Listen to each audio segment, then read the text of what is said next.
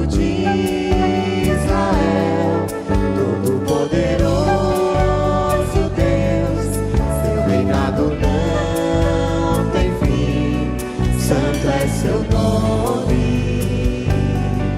O Messias esperado, raiz de Davi, o amado, o Cordeiro imaculado,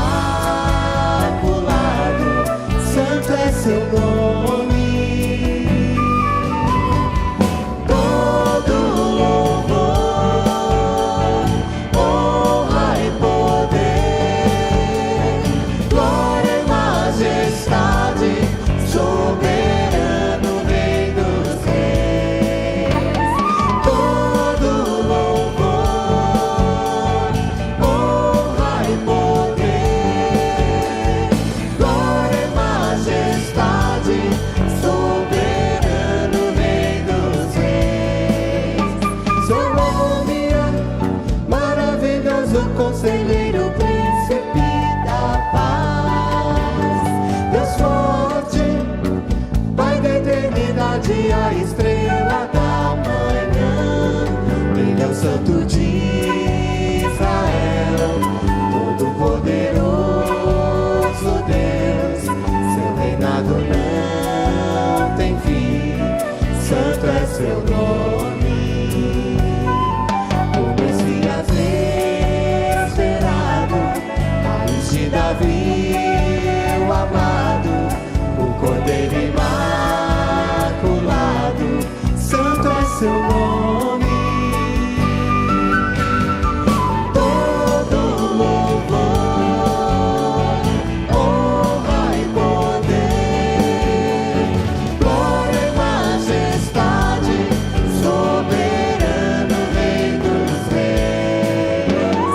Todo louvor, honra e poder, glória e majestade, soberano Rei dos Reis. Todo louvor. Amém. Todo louvor, toda honra seja dada ao nosso Deus. Vamos continuar adorando.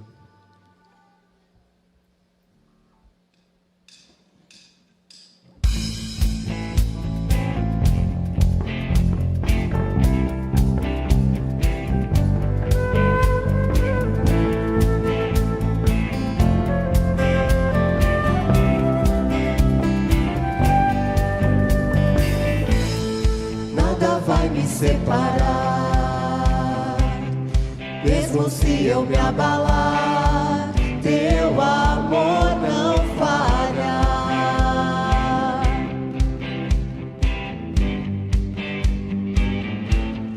Mesmo sem merecer, tua graça se derrama sobre mim, teu amor não falha.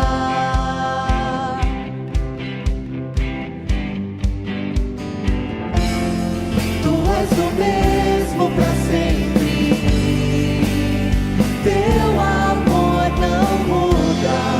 Se o choro dura uma noite, a alegria vem pela manhã. Se o mar se enfurecer, eu não tenho o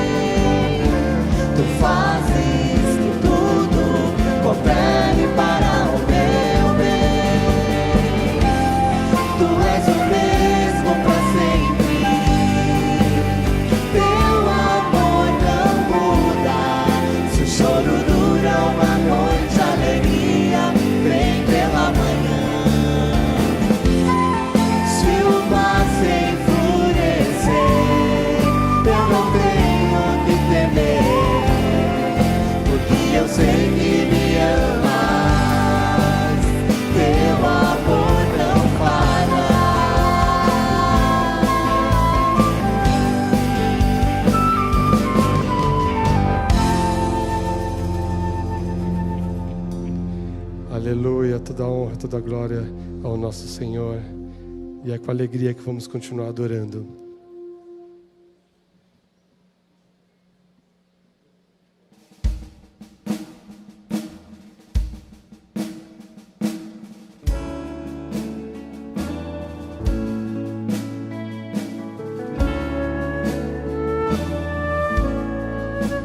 Por amor vieste aqui pra morrer na cruz por mim, por minha culpa se entregar, mas com poder ressuscitar.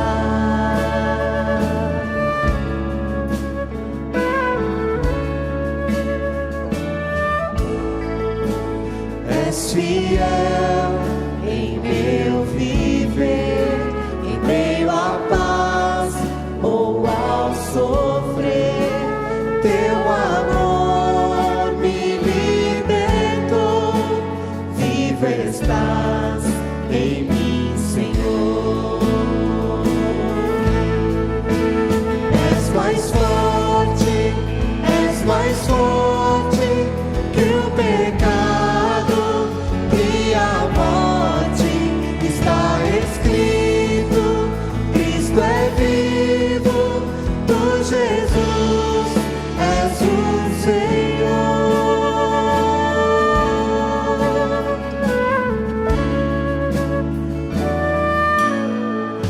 Sem princípio e sem fim, esperança eterna em mim, pra trazer ao mundo a luz. Pagaste o preço lá na cruz. És mais forte que o pecado e a morte. Está escrito, Cristo é vivo, tu Jesus és o Senhor.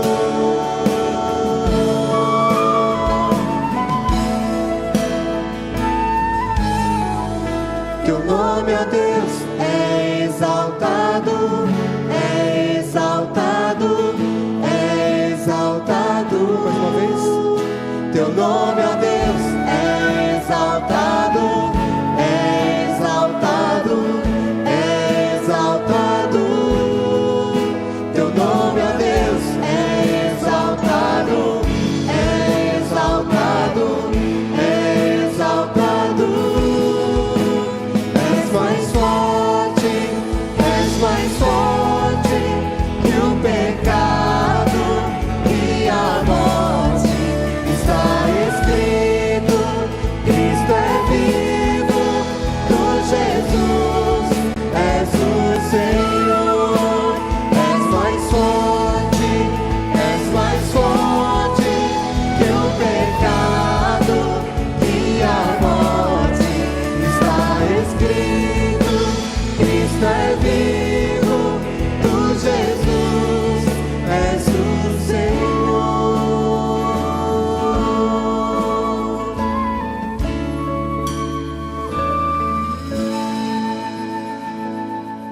Amém, irmãos. Podemos assentar. Abra sua Bíblia, por favor, em Isaías capítulo 26.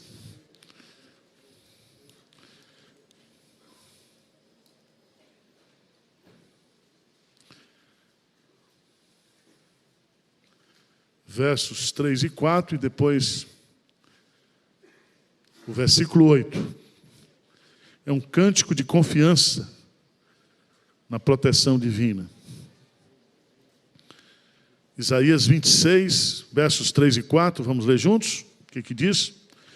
Tu, Senhor, conservarás em perfeita paz aquele cujo propósito é firme, porque ele confia em ti. Confiai no Senhor perpetuamente, porque o Senhor Deus é uma rocha eterna. Agora versículo 8, vamos ler juntos? Também através dos teus juízos Senhor, te esperamos. No teu nome e na tua memória está o desejo da nossa alma. Amém. Na memória de Deus está o desejo da nossa alma. Na pessoa de Deus e nos pensamentos de Deus. Nós estamos numa batalha junto à Prefeitura de São Paulo para que haja uma mudança de zoneamento desse local que nós estamos aqui. E a votação vai ser agora, se não me engano amanhã ou depois de amanhã. E o nosso pleito está lá. E só Deus para poder nos ajudar. Então, eu queria que você orasse por isso, porque se for aprovado, nós poderemos, a partir de janeiro, sonhar com o projeto de construção do novo templo aqui, mais espaçoso. Então, gostaria que você orasse por isso hoje à noite, né? Vamos continuar orando uns pelos outros, pelo avivamento do Brasil. Nós teremos a nossa conferência de avivamento, a 6ª conferência aqui, dias 4 a 7 de fevereiro, aqui na igreja de Pinheiros. E nós estamos dando inscrição gratuita para todo pastor de igreja pequena. Pastor que está aí lutando sozinho na igreja pequena, está meio desanimado, nós vamos tocar fogo nele. Eu não, o Espírito Santo, né? Então você entra lá no site, liga aqui fala com o nosso pessoal. Nós temos pelo menos 200 vagas para 200 igrejas pequenas. Porque quando vai fazer um evento, sempre o cara fala, esse evento é só para rico. Tem um pessoal que tem um espírito de pobreza também, que precisa ser exorcizado. É uma inscrição simples, são 3 dias, nós vamos começar no domingo à noite. Estaremos aqui na segunda, terça e quarta, os 3 expedientes. Teremos aqui no louvor a Raquel, teremos o Isaías Saad, os pregadores pastor Hernandes, pastor Paulo Júnior, pastor Abdala, pastor Ronaldo, está escalado. Arival, tira meu nome. Não, daqui para lá você vai ser curado, Ronaldo. Nós estamos orando por você, filho. Você está sob tratamento, estamos acompanhando você. Você vai fazer uma palestra que seja online. Igual o pastor quando casou a Mariana. Tá certo? Você é precioso demais, Ronaldo, para nós. Estamos orando por você. Orar pelo nosso país, pelas autoridades constituídas. Vamos orar para que Deus nos dê graça e Deus coloque homens de bem para nos governar. Tá bom? Vamos dividir então as duplas de oração.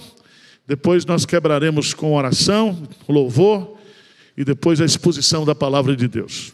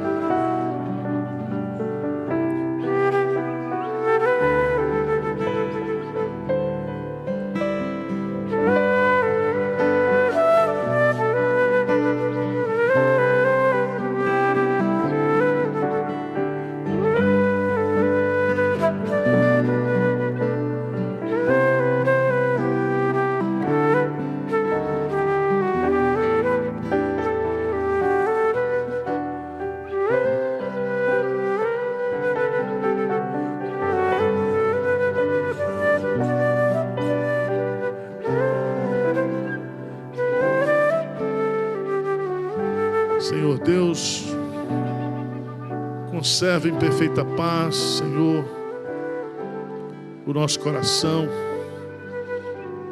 porque o nosso propósito é firme no Senhor. Nós cremos em Ti. Só o Senhor é a nossa esperança. Só o Senhor pode resolver os nossos problemas. Nós estamos na total dependência do Senhor. Tem misericórdia do nosso país. Que o Senhor não permita que homens maus assumam os poderes.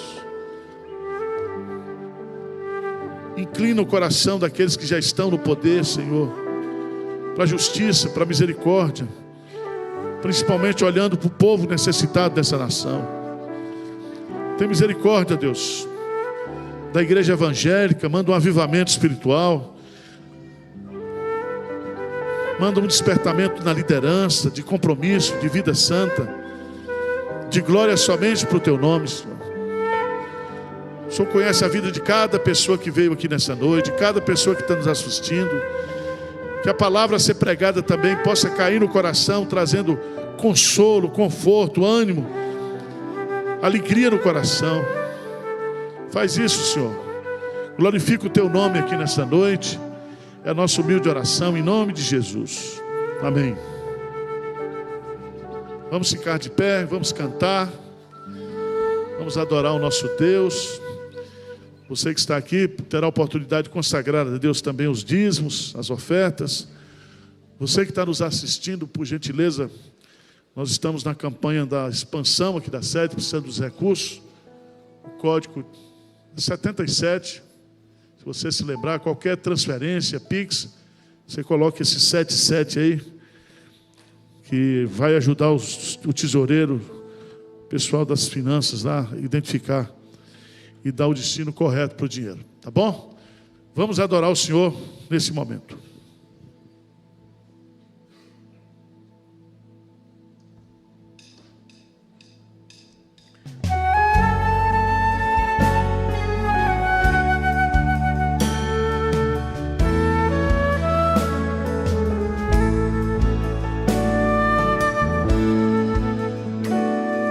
Salvador maravilhoso, Deus que tomou meu lugar, Cordeiro entregue ao Calvário, morto pra nos salvar, morto pra nos salvar. Consolador, conselheiro, Deus que me vem abraçar na noite escura da alma, Tu vens comigo andar, Tu vens comigo andar. Por isso nós te adoramos, vamos louvar, pois dessa graça que sara, só Tu nos podes dar, só Tu nos podes dar. Pai poderoso, infinito, infinito, Deus que não cansa de amar. Em meio às nossas fraquezas, nós vamos te buscar. Nós vamos te buscar. Por isso nós te adoramos, por isso vamos louvar, pois dessa graça que sara, só tu nos podes dar. Oh, só tu nos podes dar. Por isso nós te adoramos, por isso vamos louvar, pois dessa graça que sara, só tu nos podes dar. Oh, só tu nos podes dar. Oh, só tu nos podes dar.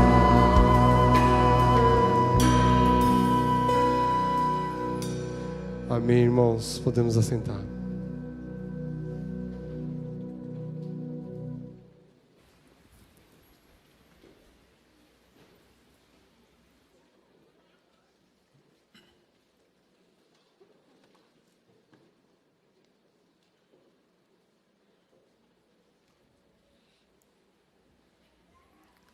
Meus amados, nós vamos abrir a palavra de Deus na carta de Paulo aos Romanos, capítulo 8, versos 29 a 39. Romanos, capítulo 8, 29 a 39.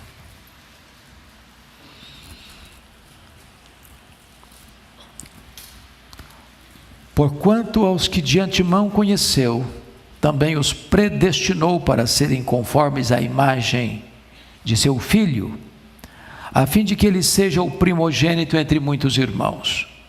E aos que predestinou, a esses também chamou. E aos que chamou, a esses também justificou. E aos que justificou, a esses também glorificou. Que diremos, pois, à vista dessas coisas? Se Deus é por nós, quem será contra nós? Aquele que não poupou o seu próprio filho, antes por todos nós o entregou, porventura não nos dará graciosamente com ele todas as coisas? Quem intentará acusação contra os eleitos de Deus? É Deus quem os justifica. Quem os condenará? É Cristo Jesus quem morreu, ou antes quem ressuscitou, o qual está à direita de Deus e também intercede por nós. Quem nos separará do amor de Cristo? Será tribulação ou angústia, ou perseguição, ou fome, ou nudez, ou perigo, ou espada? Como está escrito: por amor de ti somos entregues à morte o dia todo, fomos considerados como ovelhas para o matadouro. Em todas estas coisas, porém, somos mais que vencedores, por meio daquele que nos amou. Porque eu estou bem certo de que nem a morte, nem a vida, nem os anjos, nem os principados, nem as coisas do presente, nem do porvir, nem os poderes, nem a altura, nem a profundidade, nem qualquer outra criatura poderá separar-nos do amor de Deus, que está em Cristo Jesus, nosso Senhor. Amém.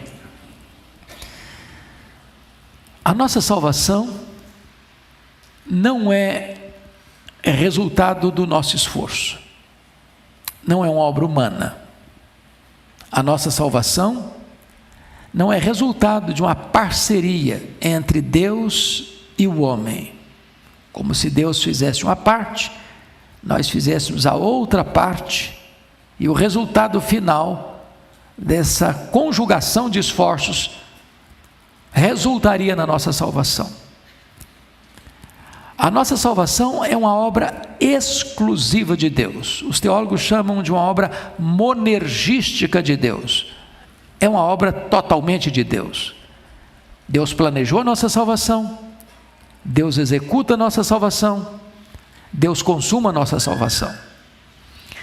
talvez de tantos textos da Bíblia que retratam esta verdade, nenhum seja mais eloquente do que este. Paulo vai fazer aqui 5 afirmações e depois ele vai fazer 5 perguntas. As afirmações retratam a soberania de Deus na nossa salvação. Mostram que esta salvação não é um plano B porque o plano A fracassou. Não foi um plano de última hora porque o que se planejara não aconteceu. Mas a nossa salvação foi tecida, planejada, urdida na eternidade, antes mesmo que o universo fosse criado.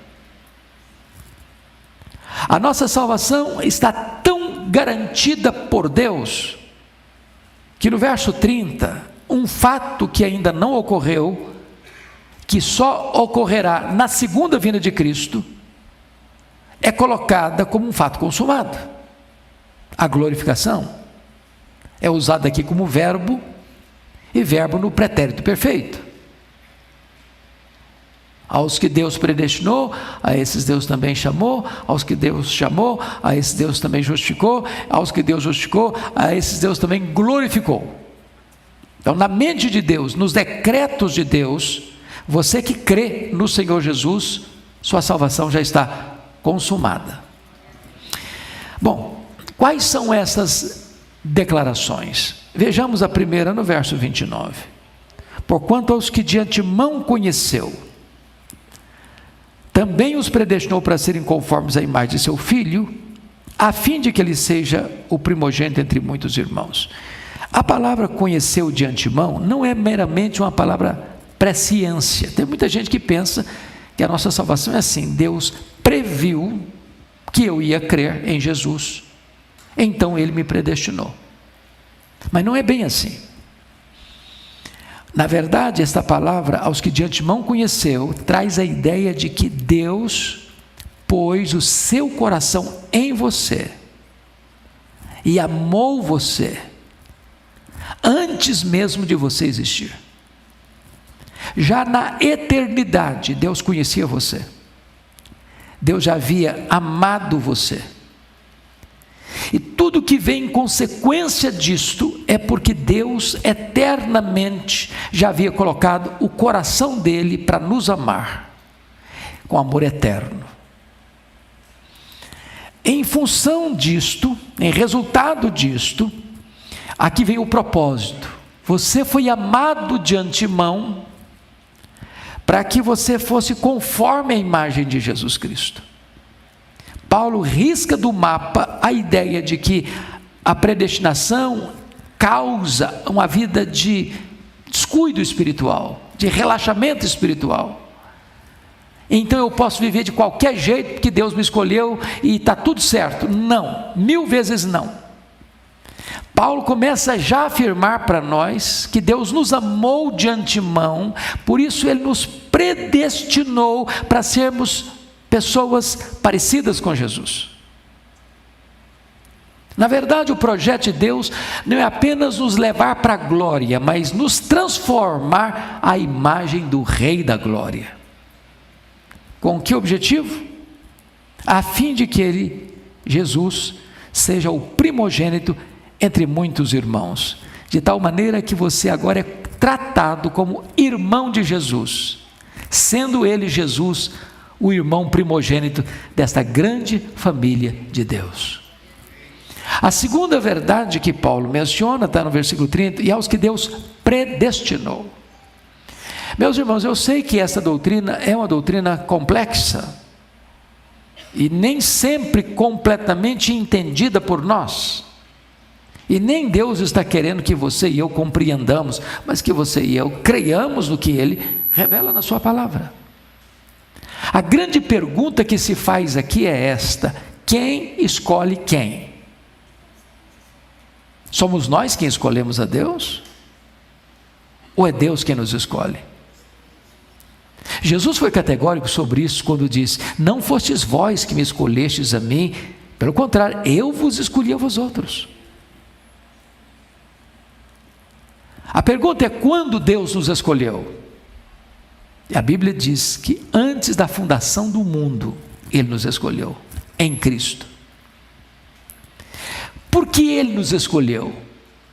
Porque viu em nós fé para nos escolher? Não. Atos 13:48 diz que todos quantos foram destinados para a vida eterna creram. Em outras palavras, a fé não é a causa da eleição, a fé é resultado da eleição. Você não foi eleito porque creu, você creu porque foi eleito. Por que Deus escolheu? Porque Ele viu em nós santidade? Não. Diz a Bíblia em Atos, em Efésios 1:4, que Ele nos escolheu em Cristo antes da fundação do mundo para sermos santos e irrepreensíveis perante Ele. Em outras palavras, a santidade não é a causa da escolha divina, é o resultado da escolha divina. Então nós chamamos isso de eleição incondicional, ou seja, Deus não viu em mim nenhuma virtude que causasse a sua escolha. O amor dele por nós não é causado por quem somos, mas por quem Ele é. Deus não nos ama por causa dos nossos méritos, mas apesar dos nossos deméritos. Ele nos escolheu quando nós estávamos perdidos e mortos. É um amor incondicional, é uma escolha incondicional. Mas a terceira coisa, se a primeira é o pré-conhecimento de Deus, a segunda é a predestinação, a terceira é a vocação. Porque aos que Deus predestinou, a esses Deus também chamou. Isso é maravilhoso, porque são elos de uma mesma corrente, são os elos da graça, são os elos da nossa salvação. Um é consequência do outro. E aqui o chamado, amados, a Bíblia é clara em nos informar isso, que há dois chamados, há um chamado externo e há um chamado interno, há um chamado dirigido aos ouvidos e há um chamado dirigido ao coração, e Jesus deixou isso claro: muitos são chamados, poucos escolhidos. O chamado interno é quando eu, um dia, ouvimos a voz do pastor. E Jesus diz: as minhas ovelhas ouvem a minha voz e me seguem. Esse dia foi o dia que você ouviu a voz do Evangelho. Ouvimos esta voz em lugares diferentes, em tempos diferentes, em circunstâncias diferentes. Alguém de madrugada, desesperado, pegou a televisão, ligou um programa, uma mensagem, aquilo entrou no coração dele. Outro bêbado, caminhando pela rua, encontrou um folheto amarrotado, pegou, leu, o Espírito Santo tocou, se converteu ali. O outro sai com ódio no coração para prender, para matar, e no caminho o Senhor poderosamente o joga no chão e grita aos ouvidos da sua alma: Saulo, Saulo, por que me persegues? Dura coisa te é recalcitrares contra os aguilhões. E ali ele se converte no caminho. A outros o Senhor chama no leito de enfermidade, na 11ª hora da vida. Outro o Senhor chama lá na infância, ainda pequeno, para viver toda a sua jornada na presença de Deus. O certo é que quando Ele chama, Ele mesmo tira o tampão dos ouvidos, tira a venda dos olhos, arranca o coração de pedra e nos dá um coração de carne. E todos nós que somos salvos pela graça, que estamos aqui, um dia ouvimos este chamado que nós chamamos vocação eficaz, ou chamado irresistível. Foi Jesus quem disse: ninguém pode vir a mim se o Pai não o trouxer. Ou seja, Deus nos predestinou, e agora Deus providencia para que você e eu ouçamos esta voz do Evangelho. E aí a importância de pregar, irmãos. Longe desta doutrina da eleição, desestimular a pregação, ela encoraja a pregação. Foi o que o Senhor disse para Paulo lá em Corinto: ô Paulo, fala e não te cales, porque eu tenho muito povo nesta cidade. É a certeza de que Deus tem os seus, e eles hão de ouvir a voz do pastor, eles hão de ouvir a voz do Evangelho, e ao ouvirem a voz do Evangelho, o Senhor mesmo operará o milagre, porque Ele é quem opera tanto o querer quanto o realizar. Mas a quarta declaração é a justificação, e aos que Deus chamou, a esses Deus também justificou. Ou seja, não há possibilidade de alguém ser predestinado e não ser chamado, não há possibilidade de alguém predestinado e chamado não ser justificado. E o que é a justificação? Justificação não é um processo, justificação é um ato. Justificação não acontece dentro de você, justificação acontece no tribunal de Deus. Justificação não é que Deus faz você justo, justificação é que Deus declara você justo. Justificação é um ato legal, é um ato jurídico, é um ato forense, é um ato que acontece lá no tribunal de Deus, onde Deus, em virtude de você crer naquele que é justo, declara você injusto, justo, pela fé no justo. A pergunta é: a quem Deus justifica? Ao justo ou ao injusto? Talvez você possa argumentar, bom, mas não é justo o justo Deus justificar o injusto. Só que Deus não justifica você e a mim com base na nossa justiça. Porque a Bíblia diz que a nossa justiça aos olhos dele não passam de trapos de imundície. O que acontece, e a Bíblia diz, é que você e eu somos pecadores. E esse é o grande argumento de Paulo em Romanos. Se você ler Romanos, a partir do capítulo 1 até o capítulo 3, versículo 23, a grande tese de Paulo é provar que todos pecaram, os gentios pecaram, os moralistas pecaram, os judeus pecaram, e todos pecaram e destituídos estão da glória de Deus. Em outras palavras, não há justo nenhum sequer, ninguém pode ser salvo diante do tribunal de Deus, fiado na sua própria justiça. Então, a partir do capítulo 3, verso 24, Paulo introduz a gloriosa doutrina da justificação pela fé, porque a Bíblia diz que você e eu pecamos por palavras, por obras, por omissão, por pensamentos e desejos, e que nós um dia teremos que comparecer perante o tribunal de Deus para prestar contas da nossa vida, de cada um desses quesitos. Obviamente, diante do tribunal justo de Deus, ninguém será justificado pelas obras da lei, ninguém será justificado pelos seus predicados morais. Então, pelas obras da lei e pelas nossas próprias características humanas, estaríamos todos irremediavelmente condenados. Mas uma coisa é verdade: quando você crê em Jesus, Jesus que veio como seu substituto, representante, fiador, que pegou todos os seus pecados, todas as suas iniquidades, o Pai lançou tudo isso em cima dele, ele foi carregando no madeiro os nossos pecados, e a Bíblia diz que ele morreu pelos nossos pecados, segundo as Escrituras. E a Bíblia diz mais, que quando ele estava na cruz, ele pegou escrito de dívida que era contra nós, rasgou, anulou, e encravou na cruz e deu um brado: está consumado, está pago. Aquele que crê em mim não deve mais nada, ele está quites com a lei de Deus, ele está quites com a justiça de Deus, nenhuma condenação a mais para aqueles que estão em Cristo Jesus, nosso Senhor. Isto é, estão justificados. E aí Paulo conclui: e aos que justificou, a esses também glorificou. À primeira vista, quando você lê esse texto, a impressão que se tem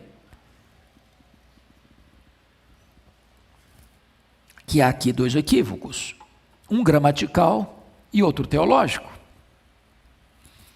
O gramatical é que você não pode botar no passado uma coisa que ainda não aconteceu. E o teológico é que ele está dizendo que você já está glorificado, quando na verdade não está, historicamente falando. Porque você e eu ainda temos um corpo corruptível. Eu não gostaria de ter rugas no rosto e nem de ficar com os meus joelhos complicados. Mas eles estão complicados. O tempo é implacável.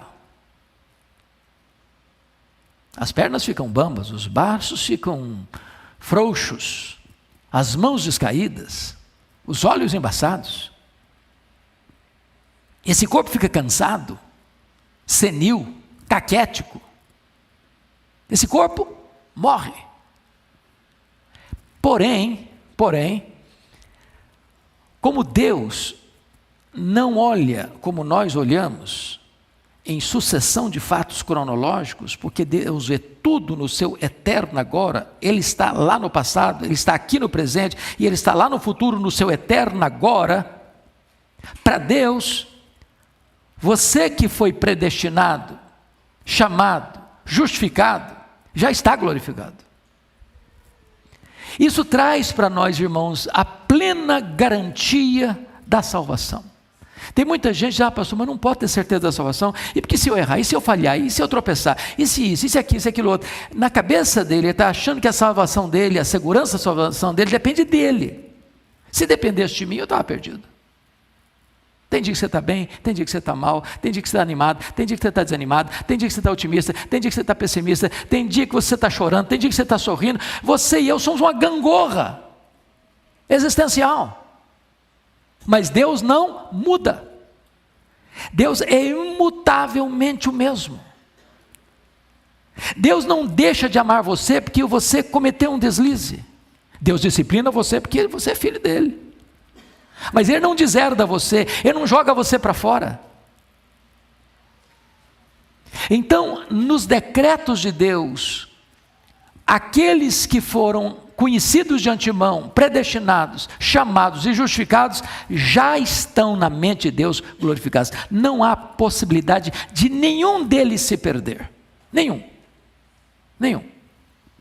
Foi Jesus quem disse: ninguém pode vir a mim se o Pai não o trouxer. Mas todo aquele que vem a mim, de maneira nenhuma eu lançarei fora.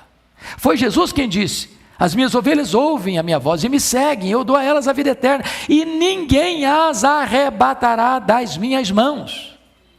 Você tem um Salvador onipotente. O seu Salvador jamais vai perder você. Aliás, a Escritura diz lá em Apocalipse capítulo 13, que o diabo levantará o seu agente, o anticristo, e que todas as nações da terra, todos os povos da terra vão adorar o anticristo, exceto aqueles que têm o selo de Deus, exceto aqueles que têm o nome escrito no livro da vida, exceto aqueles que foram lavados no sangue do Cordeiro. Jesus não perderá sequer uma frágil ovelha dele para o anticristo, nem para o diabo. Louvado seja o Senhor. Segurança da vida eterna.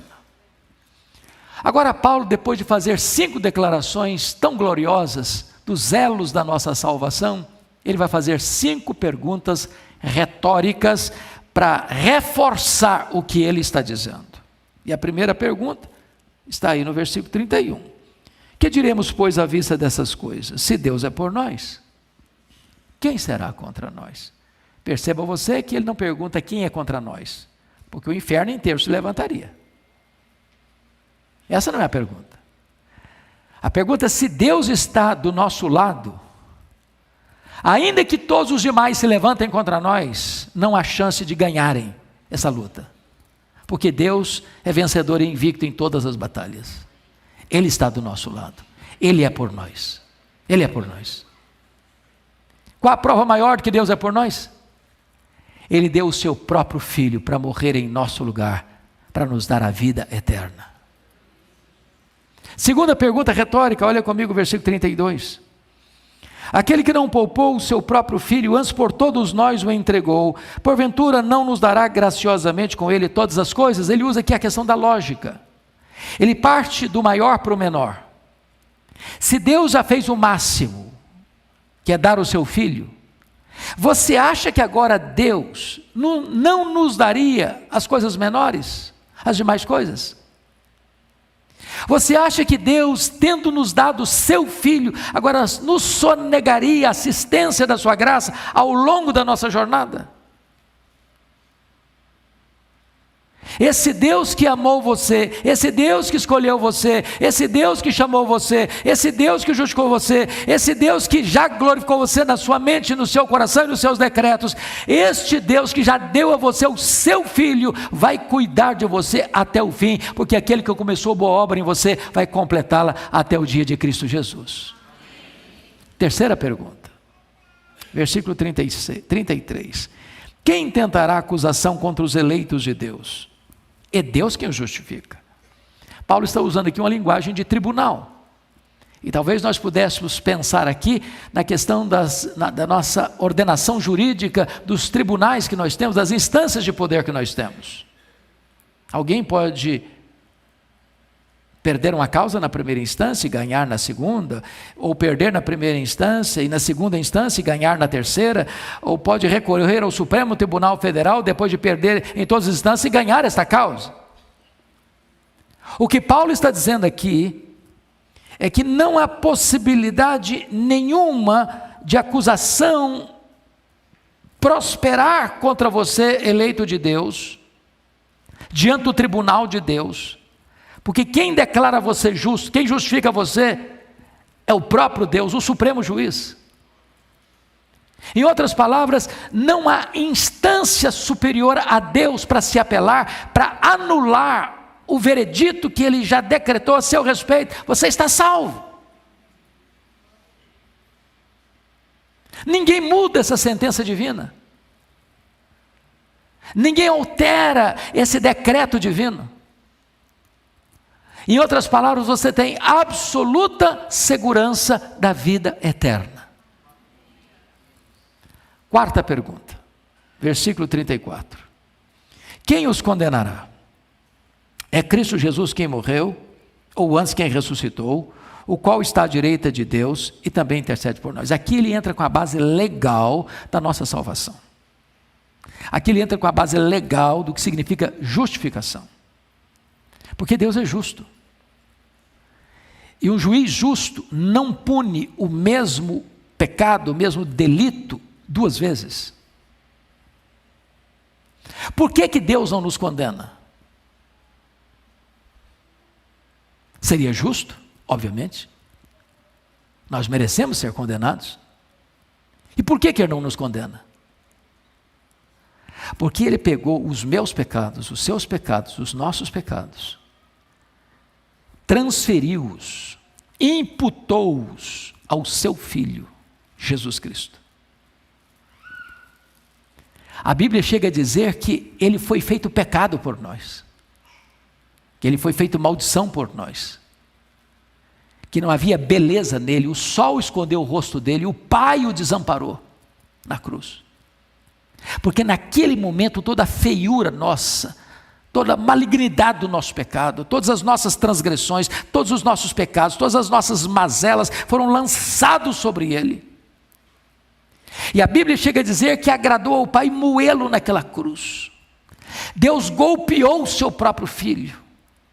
Deus fuzilou o seu próprio Filho. Porque naquele momento seu Filho estava carregando o meu, o seu, o nosso pecado. E quando Ele morreu naquela cruz, Ele não morreu a vida de um mártir, Ele morreu vicariamente, Ele morreu substitutivamente, Ele morreu no meu lugar, Ele pagou a minha dívida, Ele levou sobre si a condenação que eu devia sofrer, e porque Ele morreu no meu lugar, não há chance mais de eu ser condenado, porque a condenação que devia cair sobre mim, caiu sobre Jesus, e Ele morreu pelos nossos pecados segundo as Escrituras. Qual é a prova de que a morte dele foi aceita como sacrifício cabal, completo, irrepetível? É que ele ressuscitou. Ele ressuscitou. E você pergunta, mas enquanto eu não estou glorificado, eu ainda caminhando por este mundo peco. Pois é, está escrito aqui que você agora tem um intercessor junto ao Pai. O advogado, o justo. E quando você fraquejar, quando você falhar, é só clamar por Ele, Ele vem em seu socorro.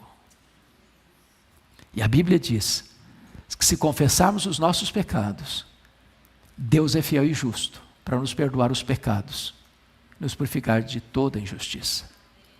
A nossa salvação está, o quê? Assegurada. Última pergunta, versículo 35. Quem nos separará do amor de Cristo? E começa a tratar agora de circunstâncias da vida, as mais diferenciadas. Quem nos separará do amor de Cristo? Será tribulação? Ou angústia? Ou perseguição? Ou fome? Ou nudez? Ou perigo? Ou espada? É uma lista longa. E você poderia colocar reticência aqui e falar muitas outras coisas. Problema financeiro, problema de casamento, problema familiar, problemas emocionais, problemas disso, problema daquilo, problema conjuntural, problema político, problema social, problema ideológico, problema daqui, problema dali, problema da acolá, qualquer coisa que você possa imaginar ou que possa vir. O que nos separará do amor de Deus que está em Cristo Jesus? É uma pergunta retórica. E nesta pergunta retórica só cabe uma palavra: nada, nada, nada poderá separar você do amor de Deus que está em Cristo Jesus, nosso Senhor. Diante dessas circunstâncias mais adversas da vida, Paulo diz: nós somos mais do que vencedores por meio de todas essas coisas. E ele conclui de uma forma poética e de uma forma profunda. E eu queria que você ficasse de pé e lesse comigo o verso 38 e 39, com voz clara, com voz eloquente, e que todos nós nesta noite tomemos posse, como Paulo diz para Timóteo: meu filho, toma posse da vida eterna, toma posse, desfrute dela, ela é sua. Vamos ler então juntos, 38 e 39? Porque eu estou bem certo de que nem a morte, nem a vida, nem os anjos, nem os principados, nem as coisas do presente, nem do porvir, nem os poderes, nem a altura, nem a profundidade, nem qualquer outra criatura poderá separar-nos do amor de Deus que está em Cristo Jesus, nosso Senhor. Amém. Podemos dizer aleluia. Aleluia. Amém. Louvado seja Deus. Podem sentar, queridos. Pastor Arival, ore por nós, por gentileza.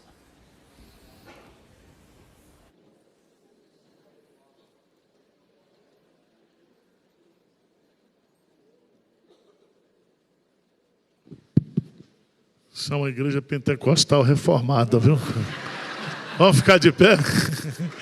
Vamos glorificar a Deus, o último cântico, louvando o nosso coração, com essa doutrina sustância. Isso é uma feijoada, é ou não é? Pé de porco, rabo de porco, tem de tudo.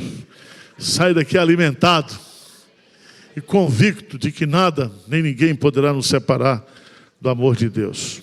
Amém? Então para de discutir esse negócio de arminianismo, calvinismo, fica só com a Bíblia. Vamos lá.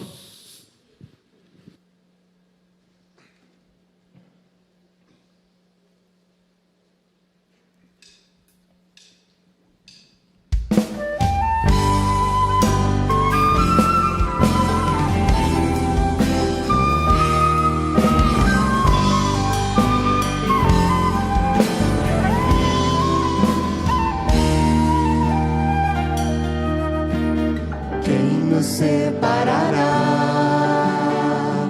do amor de Cristo, será tribulação, angústia ou perseguição, fome ou nudez, perigo ou espada. Quem nos separará do amor de Cristo? Estou bem certo de que nem morte, nem vida, nem anjos, nem principados, nem coisas do presente, nem do porvir, nem poderes, nem altura, nem profundidade, nem qualquer outra criatura poderá nos separar do amor está em Jesus Cristo, nosso Senhor. Está em Jesus Cristo.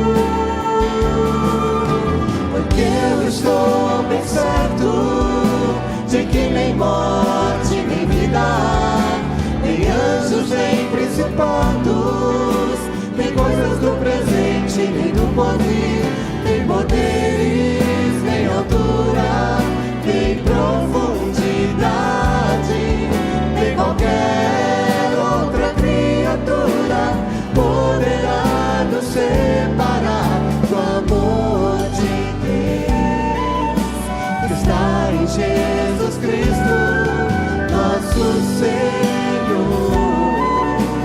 Está em Jesus Cristo. Nada, nada poderá nos separar.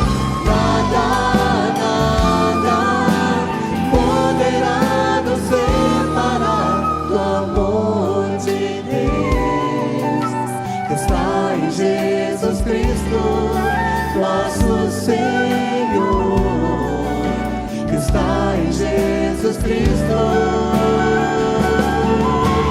Nada, nada poderá nos separar. Nada, nada poderá nos separar do amor de Deus que está em Jesus Cristo, nosso Senhor, que está em Jesus Cristo. Nada.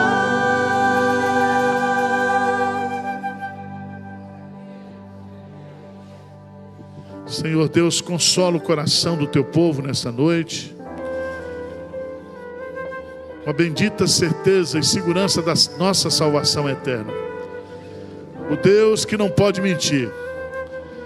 A palavra que é a verdade plena de Deus. Possa encontrar guarida no coração, fé no coração de cada pessoa que está aqui. E que em momentos de crise, de dificuldade, não venhamos a ter dúvidas da segurança da nossa salvação. Leva-nos em paz para casa, dá-nos a noite de paz. Uma semana abençoada na tua presença, em nome de Jesus. Amém, Senhor. Que a graça do Senhor Jesus, que o amor de Deus, nosso Pai, que a comunhão, o carinho, o conforto e a alegria do Espírito Santo estejam sobre cada um aqui, sobre cada família, sobre a família de Deus hoje e para todos sempre. Amém, Senhor.